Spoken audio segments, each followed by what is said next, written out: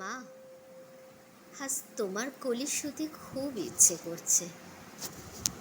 জানি সেই ইচ্ছে আর পূরণ হবে না। সব ইচ্ছে যে পূরণ হয় না, হতে নেই। মা, তোমার মনে আছে সেই ছোটবেলায় তুমি আমায় কত বীরাঙ্গনার কাহিনী শোনাতে? আর ওগুলো শুনতে শুনতে আমার কণ্ঠ দৃঢ় হয়ে উঠেছিল। তাই তো স্কুলে, পাড়ায়, পুজোর অনুষ্ঠানে আমি যখন প্রতিবাদী কবিতা আবৃত্তি করতাম, তখন সবাই ধন্য ধন্য করত, বলতো আমার কণ্ঠই নাকি প্রতিবাদের জন্য শ্রেষ্ঠ। কিন্তু সেদিন টিউশন ফিরতি শ্রাবণের এক রাতে একা পেয়ে কিছু শরীরলোভী পুরুষ আমায় আঁচড়ে কামড়ে ক্ষত বিক্ষত করলো। আমি প্রাণপণে ছুটে এসেছিলাম তোমার কাছে। তুমি বুঝেছিলে আমি না বলতেই। শুধু তুমি বলেছিলে, কথাটা পাঁচকান করিস না, মেয়েদের এরকম সইতেই হয়, চোখের জল মুছে ফেল।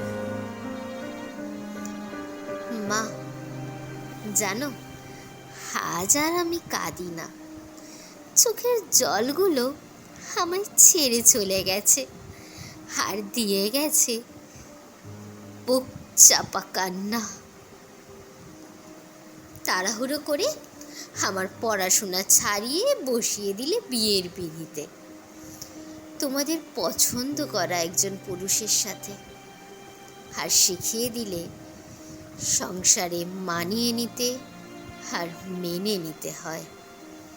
পুরুষ তো, তাই শরীরের ভাষা বুঝেছিল, মন পড়তে পারেনি কখনো।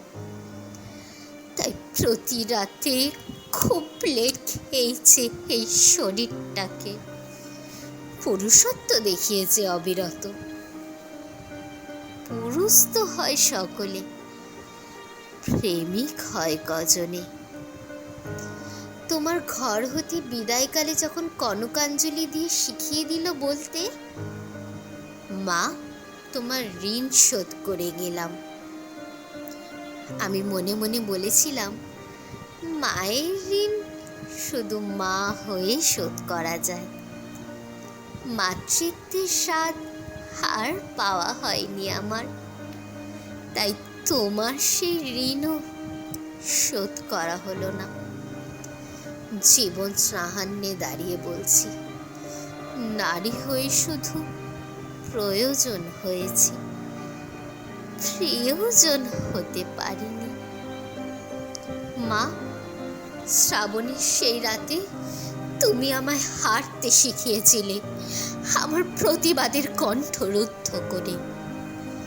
সেদিন তুমি পারতে আমায় জেতার মন্ত্রণা দিতে, তুমি দাওনি। না, এই আমার অভিযোগ নয় মা, শুধু আমার নীরব অভিমান।